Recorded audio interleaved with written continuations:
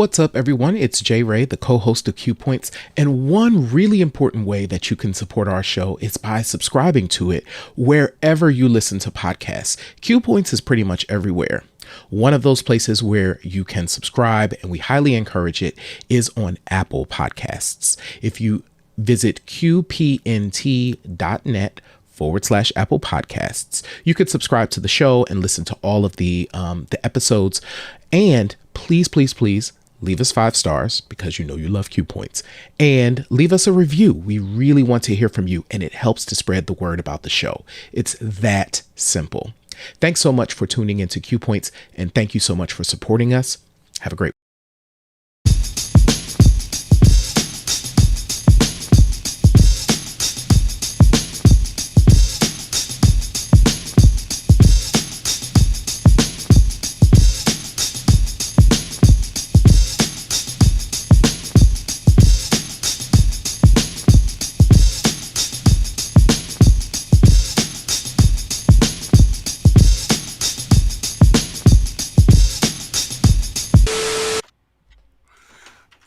What's up, everybody? I am DJ Sir Daniel. And my name is Jay Ray, also known by my government as Johnny Ray Cornegay III. And welcome back to another exciting episode of Q Points, a visual podcast and your safe space for meaningful discussions about Black music and the artists that we love. Jay Ray, we got a lot to dive into this week. We do. So let's just go ahead and get it started. You shared something with me earlier. Yes. Regarding yourself. Jay Ray is not trying to be sexy, everybody. No, I am not. something very serious has happened. Please go ahead and elaborate for our listeners and viewers. Yeah. So one of the things that you will realize is that my voice sounds a little different. I sound a little congested. I sound a little whatever. But I got COVID, y'all. I tested COVID positive yesterday. Officially tested COVID positive today. And this has been an interesting experience. I will say this. I am one of those folks who did get vaccinated, and I can't imagine what this would be like if I wasn't vaccinated, because this sucks. Yeah, it's not fun. I have to pay really close attention to the mucus and the mucus buildup.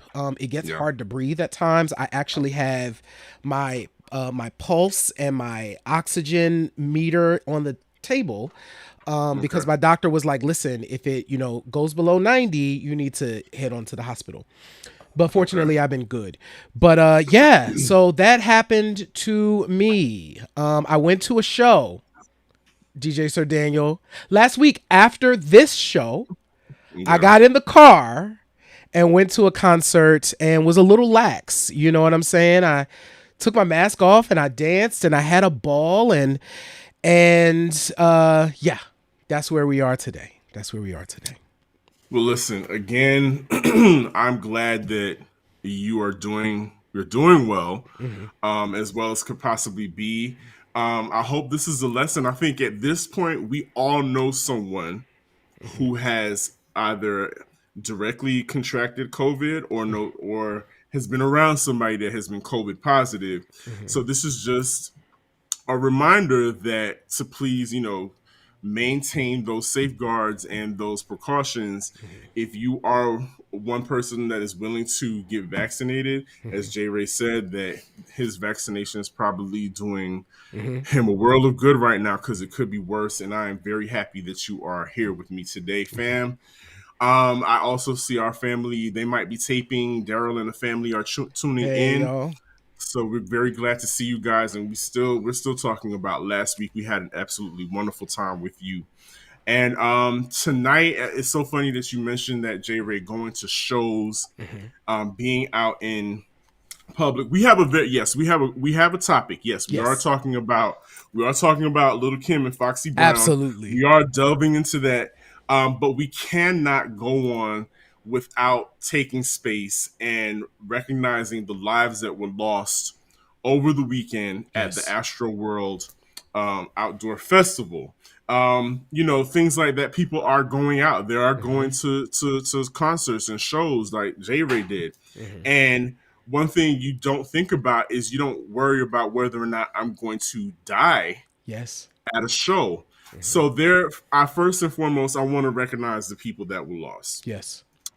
They were, and what's striking to me is as their ages. They're so young. Yeah. John Hilgert, age 14, Mm-hmm. Brianna Rodriguez, age 16, Mm-hmm. Jacob Juranek, Mm-hmm. age 20, Franco Patino, age 21, Axel Acosta, age 21, Rudy Pena, 23, Madison Dubisky, age 23, Danish Baig, age 27, and the youngest victim Yeah, was man. a 9-year-old Ezra Blunt. Now Ezra didn't pass, but he is in a medically Induced induced coma. coma Yeah. after being crushed in the melee. And again, when this news broke and I was Mm-hmm. reading the tweets, I think it was Sunday morning. Mm-hmm. Um, First thing, I immediately started texting you, Yeah. and I was like, "Did you see this?" Yeah. And I started sharing tweets with you, and I was reading somebody's tweet from the actual event, and I felt claustrophobic Yes. reading their tweets. Mm-hmm. It Yeah. was I felt I could feel the tension. I could feel the weight I could just feel it just from the how they express themselves in their tweets. Yeah. Because I woke up to that, and I think I remember like I didn't know what it was at first. I was like, "Wait a minute, what's happening?" And then reading folks' accounts. To your point that you just made, Sir Daniel, like you don't envision going to a concert where you're going to have a good time and that you could be crushed. One, and what was so crazy about this, and I know we're going to talk some more about this, I conceptually never even thought about the idea of being crushed and compacted at a show. Like the idea of that Yeah. has never crossed my mind. I can certainly see how it's possible, but until I read this weekend's accounts, it was not something that I would say that I was ever conscious of. Yeah. I don't think anybody was. I don't think anybody thought that this could happen to them. And, we're not going to speculate Mm-hmm. on the who, what, whys, or wheres. We're not trying to place blame or Mm-hmm. point any fingers on our show. Right. But what we do on our show is we like to have a historical context. Yes. And for some of you, you may or may not have known this. You may be too young to even know that this happened. But back in 1991, Mm-hmm. a similar tragedy Mm-hmm. happened like this during the Heavy D and Puff Daddy celebrity basketball game that took place at the City College of New York. Again, I said in 1991. Yeah. Very similar tragedy in the basketball gym. Puff Daddy and Heavy D was throwing a celebrity basketball game. This is Yeah. 1991. So it's almost exactly 30 years ago. We're a month Yes, sir. away. Mm-hmm. A month away. Yep, exactly a month away. And Heavy D is a major star at this point. Puff Absolutely. Daddy, we're just getting to know who Puff Daddy is, Mm-hmm. kind of in the industry. And they combine, they're all friends and Mm-hmm. brought all these people to the basketball game. But we have a clip. This was Yeah. documented, Yeah. and I will say, yeah, this was documented. A documentary was Mm-hmm. created, and we have a short clip of Mm-hmm. the documentary regarding this city college tragedy. Yeah.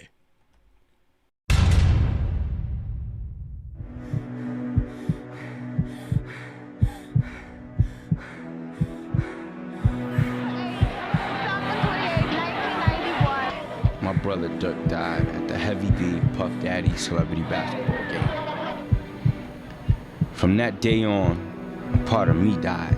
From what I hear, it was so jam-packed and it was very, very difficult to get the door open. In this particular case, greed and gain were major issues in the loss of those 9 lives.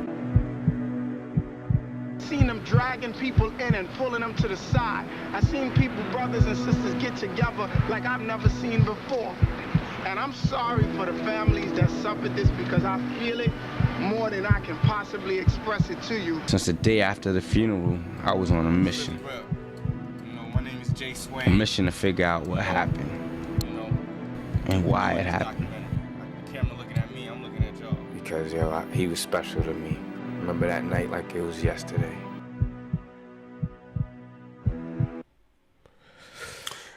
It's super eerie, the similarities. Yeah, very very eerie similarities, and it's just something I just felt it was necessary to give a historical context of what has happened within hip hop. This is not new. And I'm certain that this will, now that more light is being shone on concerts and precautions, hopefully this will never happen again. But we just wanted to, part of our responsibility, we wanted to take space for these people, for these souls that were lost, and we offer up our condolences to them and their families. Wow, history repeating itself. Yep. I also want to take this opportunity to give a shout out and to send condolences and love to our friend DJ Jazzy Joyce, who lost her mother. She posted that she lost her mother this morning. So I just want Joyce to know that your Q Points crew and family, we love you, and that we are thinking about you at this time. And just want you to know that we're thinking about you. Yeah, it's a lot. Thinking about that time, I just remember it was a breaking news moment on MTV. And if anybody knows, if you're in my age group, you know that if you ever saw Kurt Loder or Tabitha Soren, something serious. went down. Yeah. It was something serious. Because they came around to report very serious news matters on MTV. Yeah, it's interesting. Like this, until you mentioned this, and Wani is here, and we're actually from the same area. I don't remember, like, this one completely went over my head. What was crazy was, so this was an AIDS benefit. They were holding this to raise money for AIDS education, actually. And I didn't know about this. And it's just crazy how literally, y'all, 30 years ago, almost to the day, we are a little over a month from when that happened. And to think about, like you said, history repeating itself. I was floored because I didn't know about this. Yeah. Everybody who was somebody during that time was there, including, again, Puff Daddy was at the helm. And I do remember a lot of people were zooming in on him regarding this. But when I think of Diddy, I like to think of also the good times that were had then, and people that came out around this, that came to their careers started popping around the same time. And this week, in some good news, this week, Missy Elliott was recognized and given her star on the Hollywood Walk of Fame, which is super dope. And, she is a part of that era. Yeah. A new era that ushered in that all three of them, the three of them, ushered in a new era of hip hop from a woman's perspective. Yeah. And so as we move on, I want to give props to Missy Elliott because Missy Elliott deserves a whole show on her own. Absolutely. So it's crazy. But let's go in on hardcore and Il Nana 25 years later. Wow. It's November 1996. Yep. So November 12th would have been hardcore. So tomorrow would have been hardcore. And then the 19th was Il Nana. Il Nana. A week apart. That's why that's why it's so odd to people like us when people especially people from outside the culture want to celebrate these different subsets of hip hop. And yes, they want to celebrate women in hip hop. And they bring up Lil Kim, but they don't bring up Fox. It's weird. It's weird because we know that their careers are forever intertwined. Yep. Like, first of all, let's take this picture for instance. Exactly. This picture was a part of a story. It was a cover story for The Source, Mm-hmm. where it's a purple, a yellow background with purple lettering, and it's got the two of them on the cover. And I think it was Lil Kim, Foxy Brown, hip hop harlots, no harlots or heroines. I Oh. believe was the title. Yeah, Mm-hmm. exactly. Of Which is course. what we will delve more into Yeah. that because they really turned the world upside down Mm-hmm. when it came to this music thing. So I mean, in my opinion, the rollouts Mm-hmm. for hardcore and Il Nana should be studied if they were still teaching artists and repertoire. And I don't know if they are, Right. but if they're still teaching artists and repertoire in schools, the rollout should be studied. Yes. What they did for Little Kim and Foxy Brown. Yeah, no, I absolutely agree with that. And I think if we even start with just kind of the lead singles for both of them, Yeah. we had, and they were monster singles. And I will say, Lil Kim's made sense to me. Like No Time was like textbook made sense. I remember being surprised by Get You Home. Foxy's lead single surprised me because we have to think that she had come off so many hard joints. Like the joints that they launched her on were like super hard hip hop records. And this was like not that. This was like a pretty song, you got vocals in the background and all of that. And I thought that was a really stellar. It immediately separated what Kim was doing and what Foxy was doing, like in the way they were positioning each one of them. I thought that was really unique. And to your point, both of them shot up the charts. They were like number one with Bullets, both of Yep. them. Again, to your point, so the rollout. Let's start with the features that you mentioned. Yep. You had features with Case, Yep. LL Cool J, Junior Mafia, Isley Brothers, Jay Z. The list goes on. It's like they were strategically placed in all of these different songs that on their own and for other artists made the other artists hot. Like Yep. Foxy Brown kicks off Case's hit single "Touch Me, Tease Me," and it Period. didn't hurt that it was on the. Now that I think about it, "Touch Me, Tease Me" and "Ain't No Nigga" with We're Jay both Z are on on the the Nutty Nutty Professor. Professor. Yep. So that's a Def Jam move. Yep. That's a Def Jam move, and we'll talk a little bit more about labels because these two young ladies did a number on the labels back in the day as Yeah. well. Uh-huh. But yeah, so it was like step one, kill it on features. Every Yes. feature that you're on, you kill it, and they both did that. To your point, miraculously. Mm-hmm. Like, who shot you? No, I shot you. I shot you. Like 16 years old? Are you kidding? Talking about I'm disease infested? What? It was so hard. Like, and first of all, that was an LL Cool J joint. So LL by then is a legend. You know what I'm saying? And this is now LL. He's now an elder statesman by the time this song comes out. He's 11 years into his career. You know what I'm saying? So to have her on that joint, which was it was just a bunch of dudes. Cause wasn't DMX on that? No, we got Fat Joe. Uh-huh. We got L. Uh-huh. We got Prodigy from Mobb Deep. Yes. And I think that was it. Yeah, and then Foxy.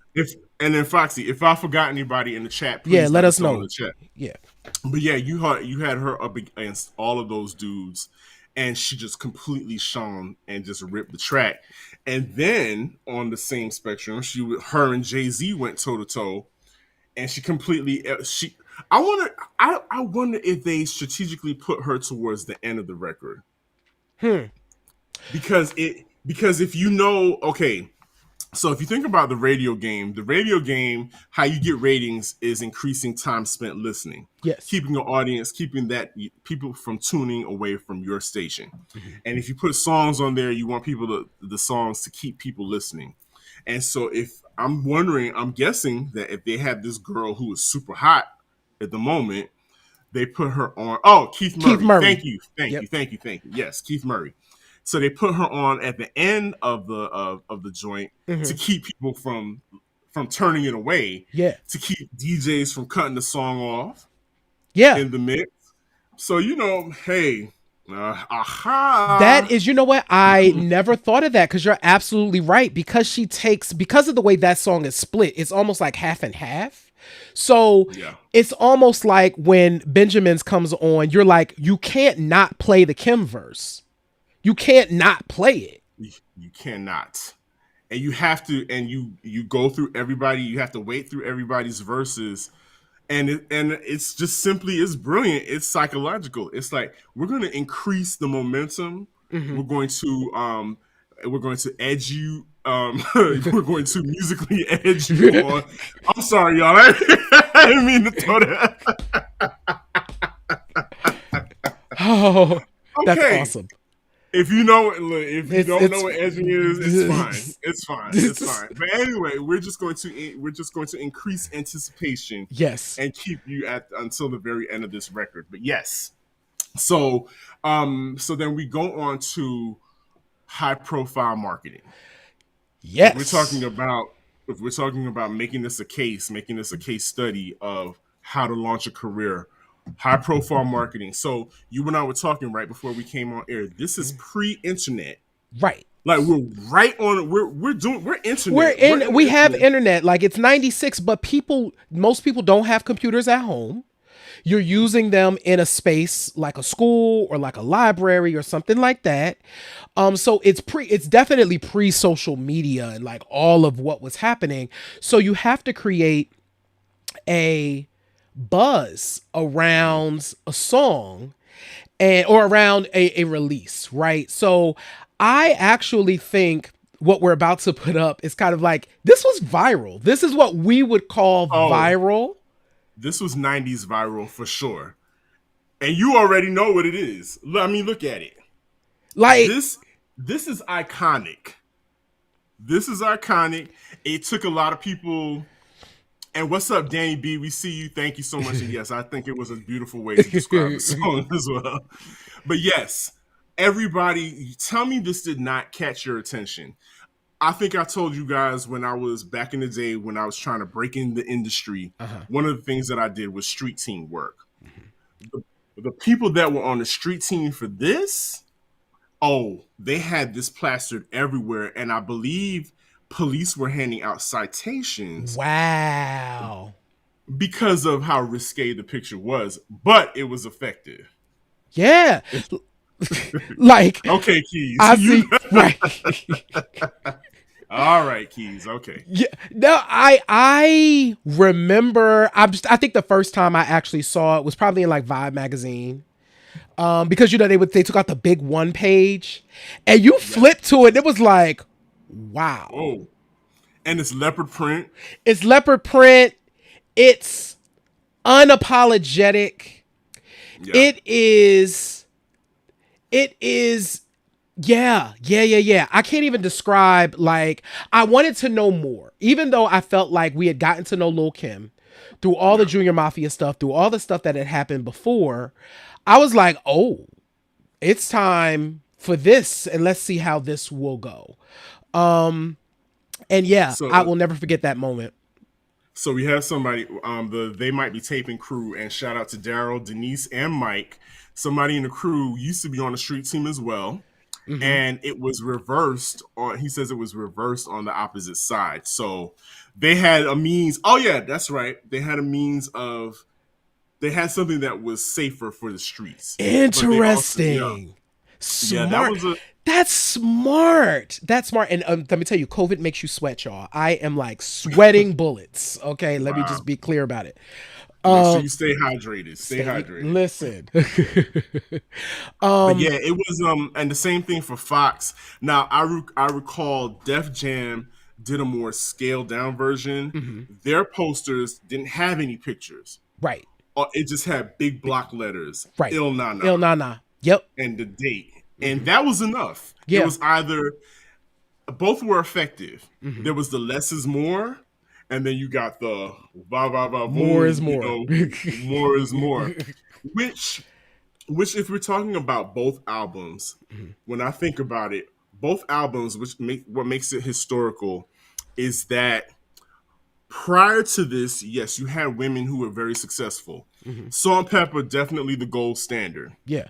MC Light, Queen Yep. Latifah, gold standards, and even the Brat at that Yep. time was the first one solo to go gold and platinum on her own as a solo artist. However, they were considered, because they were women rappers, they were considered, I guess, their focal fan base was just women, right? But when it comes to Kim, when it comes to Il Nana and hardcore, I think what we're seeing is that either dudes had this album and they were okay with playing it, and showing that they were supporting it, or they had it and they were hiding it, Yeah. but they still had it. Yeah. Dudes were rocking with both of these albums, whether it was the beats, the features, the rhyme delivery. This is an album that I think guys felt open, especially cis hetero guys felt okay to say, yeah, I got that Kim, I got that Fox, I'm rocking it. Yeah, it's tight, blah blah blah, and they didn't feel ashamed about it. Yeah, no. Nicki Minaj actually took kind of took cues from this same thing. One of the things I think that Kim and Fox did really well on these two records is they were rapping like dudes, but they were doing so dudes could kind of rap what they were saying. Like they could walk right up to the line. You could play drugs and rhyme to it. Like you could walk right up to that line and be okay. And so I saw Keys. Yes, Keys. He's like, who? Yeah. Yes, I guess he's talking about, you mentioned that other person. I did. I mentioned her. I did. But yeah, no, I think it's that same thing of where guys were, because of the way that they were positioned and because of the dudes that they were working with, I think they rhymed like them. So dudes could align to it. It was hard. It had the right flow.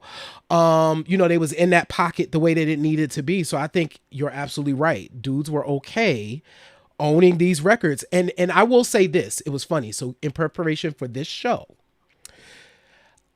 I went back and I listened to both records. I hadn't listened to both records all the way through, and who knows the last time I did that. So I did it in prep for this show. And what I found interesting was I really liked, so my sensibility is real Il Nana these days. Like my sensibility today is really Il Nana, but I think back then I was more of a Lil Kim. But I see why both records worked. And they were both different enough that they occupied different lanes. I know that we put them together, but both of those records are really different and kind of distinct. Oh, absolutely. I will say what's similar is that they both open up cinematically. Yes. Lil Kim. And when they open, you know what you're in for. Oh yeah. You know what you're in for when you hear the intro in an A minor opening skit on hardcore, and you know what you're in for when you hear the chicken coop skits on Il Nana. So yes, you're absolutely right. They were, just the staging, and let's give it up for the people that executive produced these albums. So we had Don Poole on the Def Jam side, working with Fox and that crew, and the Trackmasters. Man, they smashed that production on that record. God, I'm kind of jumping. Oh well, yeah. Well, we're here. We're talking about album textures. Yeah. If we're talking about production, they had some heavy hitters. Il Nana had Trackmasters, Teddy Riley, Havoc of Mobb Deep, Kid Capri. These are like people that are whose careers were solidified, and they all had different sounds. You had one album where Teddy Riley and Havoc can rest and be and occupy the same space in one album. Crazy. And it works real crazy. And then on the hardcore side, you had the legendary Hitmen, Stevie J, Nasheem Myrick. You had all of those guys from the Hitmen. You had Jermaine Dupri, because we've talked about the relationship that Bad Absolutely, Boy and Bad Boy Silk, had. Yep. they're intertwined as well. Jermaine Dupri, Jacob York. I mean, the list goes on, and the production is super crisp. Even the microphones that they were using, Yep. like to your point earlier about Kim's voice, Yes. and Fox's voice. Kim is 4 foot this tall. You know what I'm saying? Yeah. But she sound. Everybody says that she sounds like a 200-pound man on this debut album. Yeah, It was she crazy. does. Yeah, she was absolutely wild. does. The way they pulled these records together, when you think about, okay, let's pause. This is a lost art. Yeah. Artists who get sequencing right and mastering right and actually crafting, even with all these different producers, somebody had to take a step back and say, we got to string this together somehow in a way that makes sense. We have to make sure that it's cohesive and consistent. And I can't say enough for the way these were kind of laid out and mastered. I'm like, this is sequenced really well. It's entertaining. You know where you're headed next. Yep. It just worked. Like I'm happy we're back in the vinyl space where I think people are beginning to pay more attention to that, because I think that actually helped both of these records tremendously too. They were just paced properly. Oh, absolutely. So you had the structure of the albums, and then of course content. Like you were saying, they both had a balance of sexually explicit rhymes. Then you had street stories, you had street raps, you had your boastful raps, and then you had the commercial radio hits. Yeah. Home on one album, on both of them. And what I found really interesting, and as I was going over the albums and I was thinking about it, both of these albums, Il Nana only had 2 videos, 2 single releases. And Really? that's it. So Get You It Home had- and I'll be. Really? Oh my God. You're Those are the only right. 2 videos from that particular album that were released, and it was like 2 and done. But the album lived on for such a long time and went on to sell millions, 2 million as a matter of fact. And Hardcore only had 3, and the third one. So That was we a had remix. Yep. we had the third. You had No Time, which was the lead single. Yep. Then you had Crush on You, Yep. which had to be remixed. Yep. To include, because everybody knows if you are an original head that had the cassette or the CD, you know that Crush on You was a Little C's solo joint. Little C's was the only one featured on that. I did on not the know that. album. Yeah. Yes, on the original print of the album, the first release of the album, Crush on You is completely a Little C song, written by Cameron. Oh, that's so fun. FYI. Listen, FYI. this is fabulous history. Continue. Interchangeable. So, and then again, to your point, the third and final single released from that was Not Tonight. But as Black people say, Ladies Night. Ladies Night, right? Ladies Night. Yep, they flipped that joint completely. Completely. It was a whole new song. Yep. And probably featured one of the very few lady posse cuts in history. Because there's not a whole lot of them when you think about it. Nope. So listen, that is, you know what, Sir Daniel, I really never thought about the fact that there weren't that many singles from these records. And I will say this, and probably the other reason why I never thought about that is because the radio did pick up some of the album cuts. So Foxy's Bells, I remember hearing on the radio, like people would drop that joint in mixes. Yeah. I know, I see Keys and I can't. Listen, Angie became the voice of New York. Keys, don't do it. She became the voice of New York. But yeah, like so even those album cuts took on lives of their own. And that is one of the things that made the records live, because DJs picked up the other stuff and would still fold it into sets. That's crazy. So before we move on, and we're still talking about content, songs. Yes. On both albums, which song or songs can you to this day rap with your whole chest? Oh, I can rap. Okay, I can rap No Time, but that's not my favorite. Can I say what my Okay. favorites are? My Oh, favorites from absolutely. hardcore is Drugs. Drugs is like, I love Drugs. Like that joint right there is like all the things I need. And from oh, what is it? I like a lot of joints on Il Nana actually. I think it might be Foxy's Bells, mainly because it has like the whole LL Cool The J rock, like rock the throwback vibe. bells. Yeah. So but yeah, what about you? What can you either rap with your whole chest or you just dig?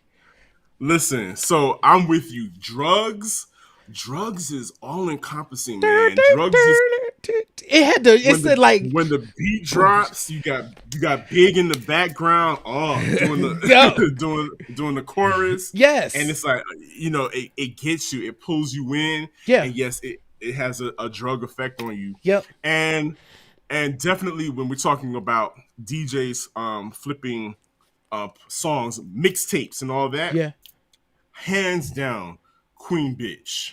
Oh, Queen Queen. Bitch, which Ah, was like it yeah. was like when that came out that oh gosh, what is the sample? I think it's a I think it's not a Lynn Collins sample, but it's definitely in the James Brown family. I can't think of it.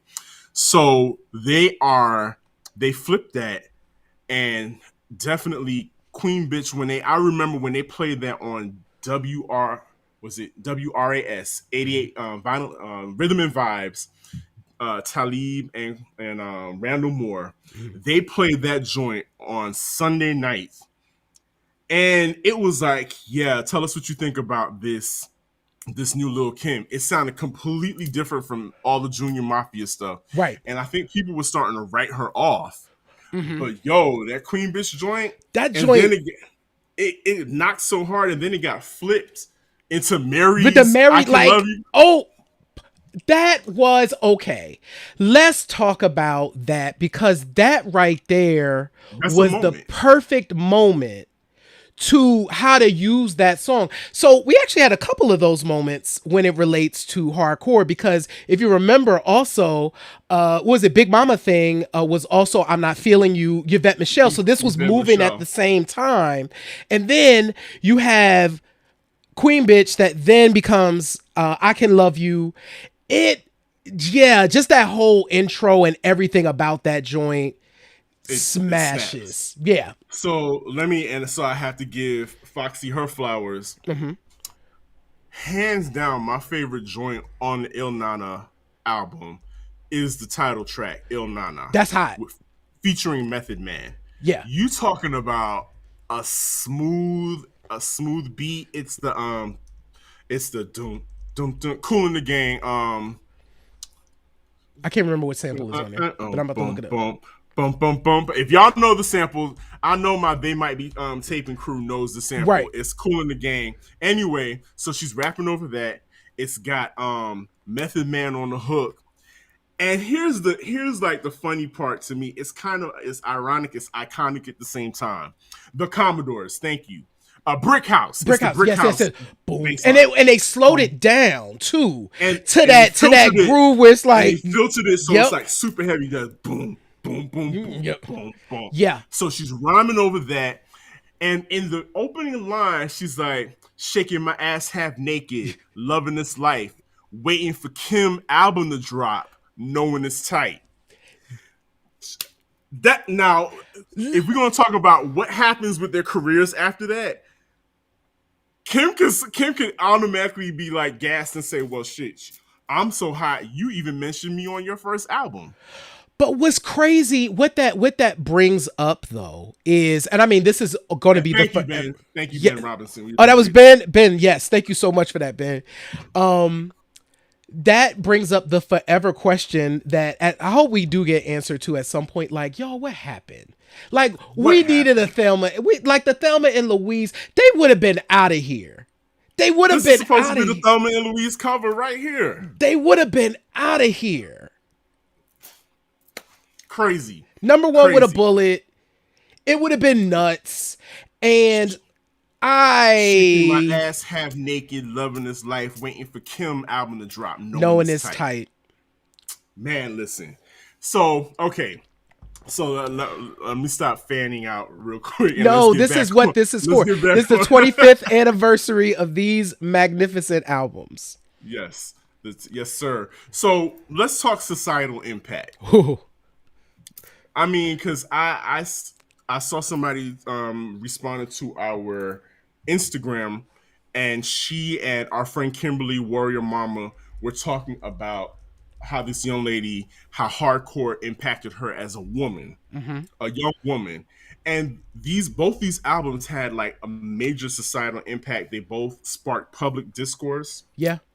They influenced fashion, academia, books like, okay, do you remember when Dr. Joan Morgan dropped When Chicken Heads Come to Roost? I do remember that. I do. So like that was you can't tell me that part of that wasn't the part of the influence that Kim and Fox had on hip hop culture. Absolutely. Because from these two, then you had everybody was watching the industry and how women were being portrayed, because you had the women that were in front of the camera, the stars like a Fox and Kim and Missy. Then you had the women who were in the backdrop. The video of the vixens. The video vixens. Yep. So this all became a part of cultural discourse for hip hop, and you can't say that hardcore and Il Nana did not have an effect on that.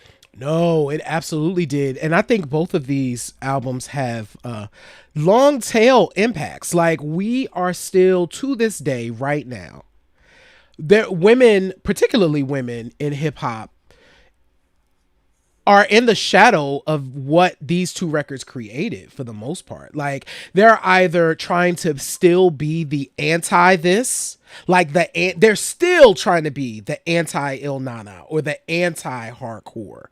That's how impactful it was. And you can't not see the influence of particularly Lil Kim at this point. Like, I'm just like, so many women, I'm not going to name any names, but they essentially are just like, oh, well, I mean, this is basic. Lil Kim already did that. Exactly. Because first of all, do you remember the whole Queen Bitch 101 course? No. What is the Queen Bitch 101 course? Tell me about it. No, that was an actual course at Syracuse University. That is fascinating. I'm fascinated. Queen Bitch 101, and she actually showed up. Lil Kim showed up to one of the classes. Wow. She was taught, like, Lil Kim was her lyrics were analyzed in a college course. I mean, why not? That's how far their reach is in this culture. Yeah. And let's take it a step further and even talk about Black women and sexuality and having agency over their own bodies. Not saying it didn't happen before, but it kind of got magnified big time with these two. It did. That was, I think, one of the biggest conversation points when both of these records came out. And thank you so much, Danny B. I see. And I want to put this right here in the chat. I was a young woman on I was the young woman on IG. Okay, yeah. Like, hardcore really set a template for how I could be and wanted to be as an adult. I'm going to drop that actually here. Thank you so much for that. Thank you. This was a huge topic of conversation because let's think about it. Men had stuff to say. It was funny. So, we were coming out of the golden era and moving into the jiggy era. And so your classic hip hop cats had something to say about Black women having, being sexual in this way and having agency over their bodies in this way. And so they had a problem. And so this would come up all the time. And so you would see a lot of dudes popping off about Lil Kim and Fox and how they were a detriment. So they were a detriment to the community and all this stuff.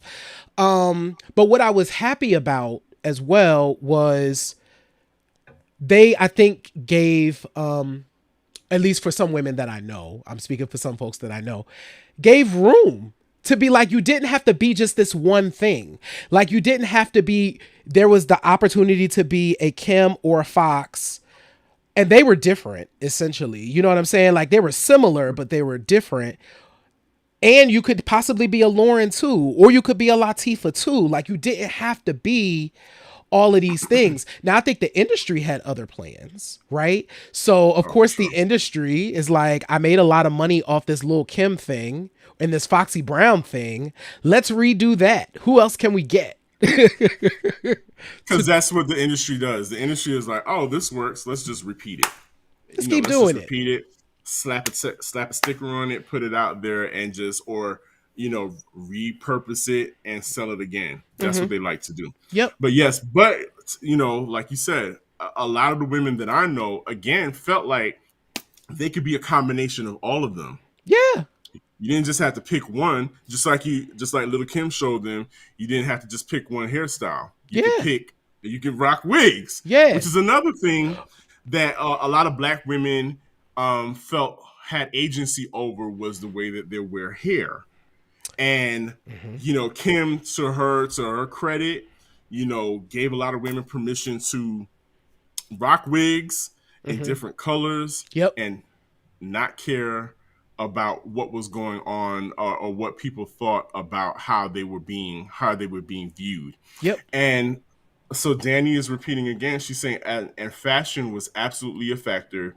I think why Kim stood out for me more than Fox initially, she brought this high fashion glamour aspect to it, and she's the niece of a fashion designer. So it was like that kind of glamour, beauty, ultra femme energy wasn't only for the good girl tied to chastity. Yes. See?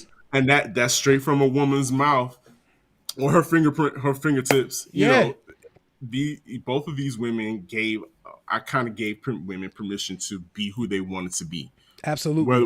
Whatever that looked like. Yep. And again, you stated earlier, we were talking about the legacy of Lil Kim and Foxy Brown. You said it best. People are still trying to live up to, recreate, tear down, and tear down or erase these legacies, but it's not going to happen. It can't, because it can't. It's part of the archives. It's here. Yep. And that's why shows like Q Points are so important. And like our friends, they might be taping. Shows like this are important for the culture because you just can't. Things are being erased. We want the younger generations. Amanda Seals posted this earlier. The younger generation needs to be curious about what came before. Yeah. And so that's why, because if they're not, a lot of them don't have a reference for why things are done or things are said, why people are dressing up in blue wigs and green wigs for Halloween. They kind of don't get it. And then when they find out about it, they love it. Right. So that's why it's important for them to be curious, and it's important for us to go ahead and discuss the culture and save it and report on it. Go ahead. Yeah, no, and I think Daryl. So shout out, Today Must Be Taping. When Daryl was on the show last week, I think he said it best. We have, and we know this to be true, we have a tendency as a culture to throw away stuff that we consider to be old, right? Yeah. And this fits right into that because we're always chasing the new. It's we don't also share why this was dope. And it's not to say that it's better. It's like, no, this is good too. Perfect example was when I was a kid. When I was in the car as a kid, my dad would play his music. It was his car. He would play his music in his car. And what my dad played in his car. Oh, and DG, what's happening, DG? DG loves that shirt, Sir Daniel. Thank you, DG. What my dad played in his car was Motown. 60s Motown. And when I was a kid, you have something to say about, oh, my dad is playing the old music. And then by the time I got to be like 12, 13, I'm like, yo, you gonna put that Temptations on. You know what I'm saying? Because you get it. Like you get it. And I have an appreciation for that too. And I can also, so if folks can see where Lil Kim, what influence Lil Kim has on today's culture, what influence Foxy Brown has on today's culture, and why Il Nana was important and why hardcore was important, it gives them more. It gives them more. And then we can create new, interesting things using that foundation. Absolutely. And they created a space because we can't talk about hardcore and Il Nana without talking about economically what it did for the recording industry. First of all, there was a bidding war on both of these ladies, which was unprecedented in the world of female rap. Right? There weren't bidding wars before, and there were bidding wars amongst major labels. Def Jam, Epic, Sony, all the major record labels at the time were making their bids on who was going to be the first to put out Lil Kim and Foxy Brown. And what that did is it upped the price, the signing price, it upped the budgets, it upped the video budgets, the budgets for hair and glamour went up. The ads prices for that went up. So literally, the entertainment economy got a boost. Yeah. You know, if you're bringing them to your concert hall, that's a boost to you because people want to come out and see Lil Kim or Foxy Brown in the flesh. So you're making money off of that. Yep. And you're upping your prices whenever people like that come to town. So to your point again about the legacy, everybody's winning to this day because of them. Yeah.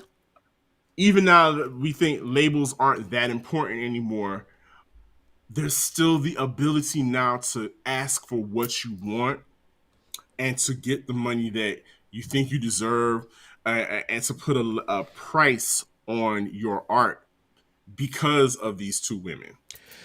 You know what? That's a really interesting, and I hadn't thought about this because that's a really interesting point. Because even when I think about, right now, the ability for women to be as diverse as they want to be, like you can have a Tierra Whack and like all of these, and women who are doing vastly different things in hip hop. Yeah.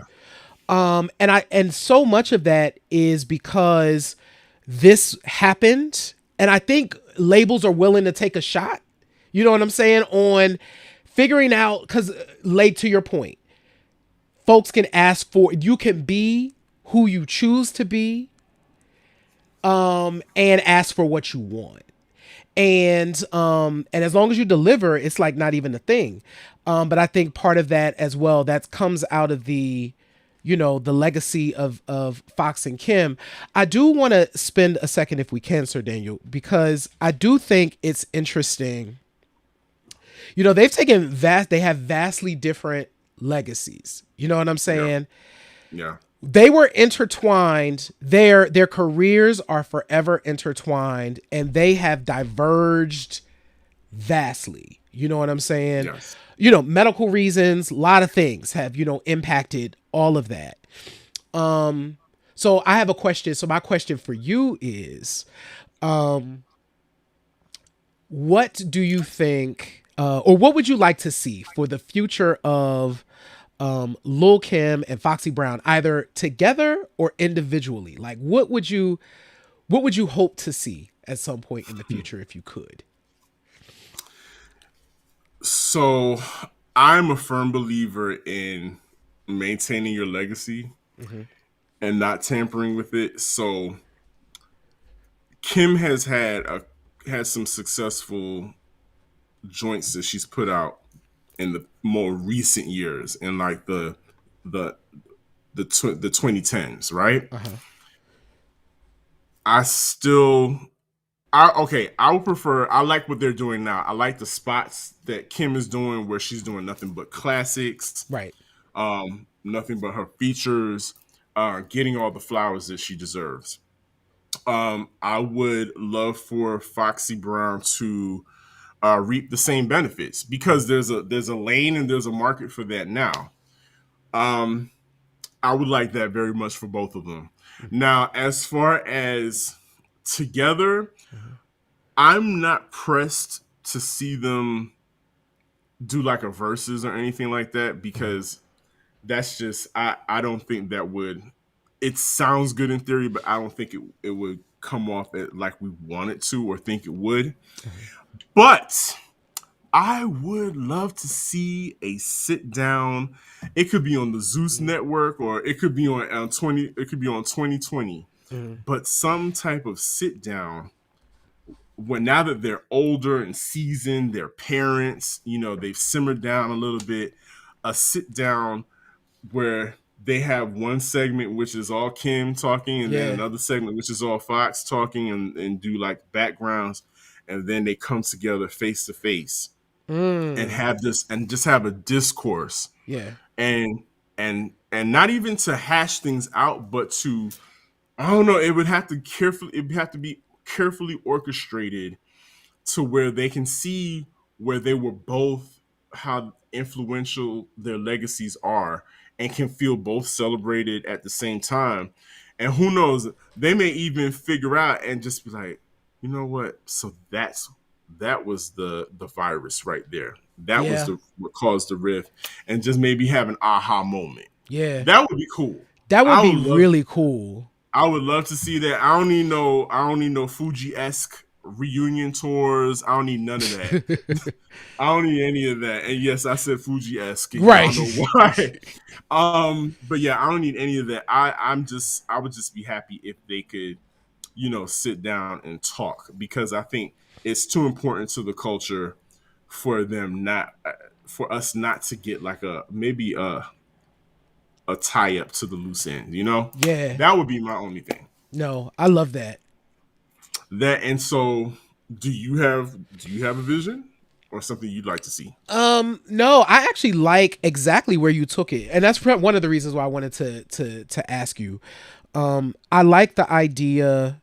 I don't think a versus would be, we've talked about that. Like, I'm like, Yeah. because the verses is too much trash talking anyway. I think their histories Yeah. their history is so complicated. I just think it wouldn't land well. Yeah. But the idea of a sit down conversation, remembering this time period, because when I look at that picture on your shirt, and the picture that we used even to advertise this show, it's like, what happened? Like, okay, let's go back to that moment. Like, let's start there, and then, let's just kind of talk.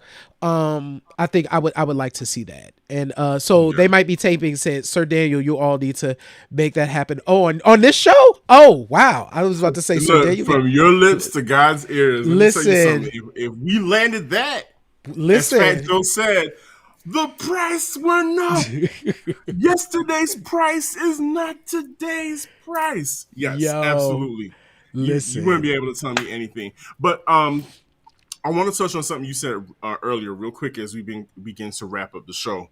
Holly Berry made an intentional move and assembled a soundtrack, an all women's rapper soundtrack for her new movie, Bruised. Yeah. So it has all the newbies, all the freshmen and the sophomores, the new class, your young MAs, your Flo Millies, all of them all on one album, and that has not been ever done, a soundtrack. So shout out to Holly Berry, absolutely, for pulling all those women together. The City Girls, Cardi B. I mean, you're talking about young ladies that are definitely the daughters and granddaughters of Lil Kim and Foxy Brown. Yeah, that's really a great thing to see. So we should definitely check that out. But so wrapping up, Earworm of the Week. Yes. Last week's conversation Daryl was so dope. I didn't want to interrupt our conversation, but I did have an Earworm of the Week.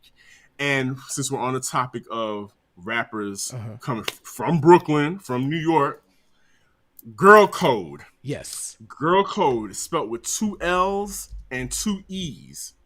They have gone viral. They're all over New York. If you guys haven't seen them, check them out.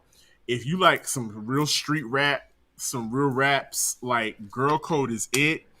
They got a joint called L Bonics. Yes. Which is a tribute to the late, great Big L, who in 1998 dropped, he had a song called Ebonics.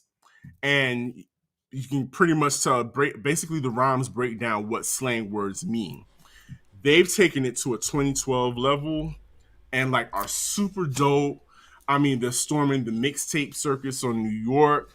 The best thing about it is they're being guided by the hip hop legend himself, AG of the Digging in the Crates crew. Yep. So if y'all remember who AG is, showbiz and AG fame, that's who's guiding them and guiding them along. But yo, what I'm seeing, the kids are all right. Like they spit for real. Like I think they may have been I think there was a video a year or so of two girls sitting on a stoop in New York, and they were rhyming over Busta Rhymes' "Put Your Hands Where My Eyes Could See." Mm-hmm. And I think these are the same two young ladies. Like they completely ate the beat, and people were like, "Oh, okay, these girls can really rap." So, Girl Code L-Bonics, that's my earworm of the week. We got one more thing. We got one more thing. So, by the way, I put that in the chat too. So make sure. Yes. You know what we're about to do. You want to do? Go with it. Yeah. Okay. You go so, MC Key Turner came on over to Q Points and shared her top 10 favorite women MCs. And if you become a Q Points insider, I'm putting a link in the chat.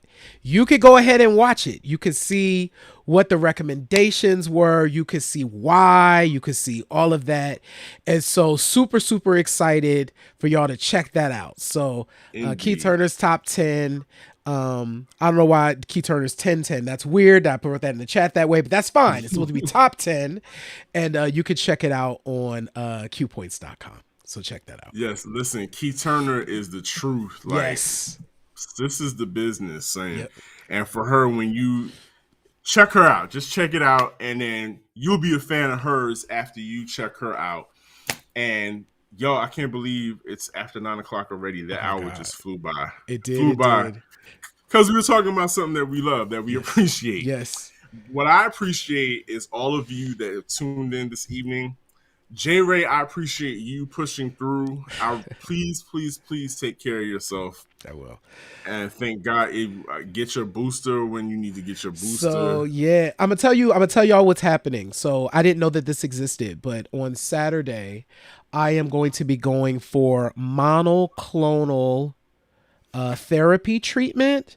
So it's a FDA approved. It's kind of experimental, but what they're essentially going to do is they're going to inject me with a bunch of fighter cells.